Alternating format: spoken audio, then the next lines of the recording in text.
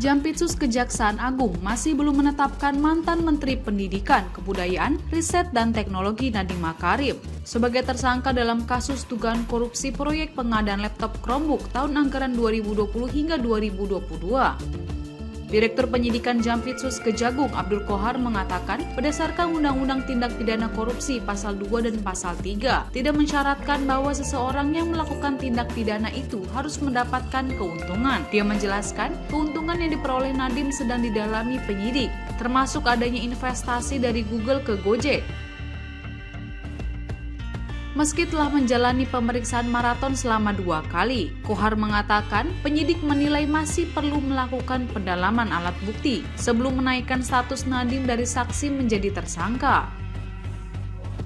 Seperti diketahui, Nadiem kembali menjalani pemeriksaan sebagai saksi di Kejagung pada Selasa 15 Juli 2025. Setelah menjalani pemeriksaan selama kurang lebih 9 jam, Nadiem tidak banyak berkomentar. Sebelumnya, ia juga telah menjalani pemeriksaan perdana pada Senin 23 Juni 2025 dan dicecar sebanyak 31 pertanyaan selama hampir 12 jam.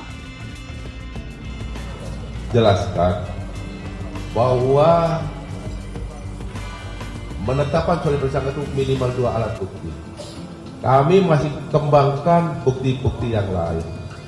Memang dari keterangan para saksi, termasuk 4 yang sudah tersangka ini, memang pernah ada rapat Zoom meeting yang dipimpin oleh NAN, yang dimana di sana agar menggunakan Chrome OS, yang pada saat itu sudah saya sampaikan belum dilakukan lelang atau proses pengadaan barang dan jasa. Namun kami juga perlu alat bukti yang lain, alat bukti dokumen, alat bukti petunjuk, ya kan? Alat bukti keterangan ahli untuk NAN.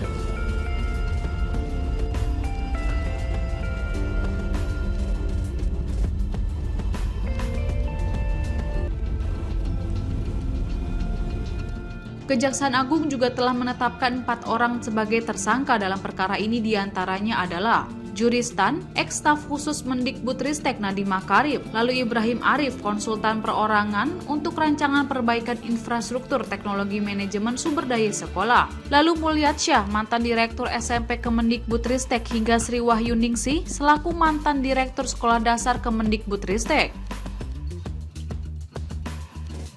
Dalam konstruksi perkara, keempat tersangka diduga mengondisikan proyek pengadaan laptop Chromebook yang semula dirancang menggunakan sistem operasi Windows. Perubahan sistem operasi itu disebut dilakukan atas perintah Mendikbudristek saat itu Nadiem Makarim.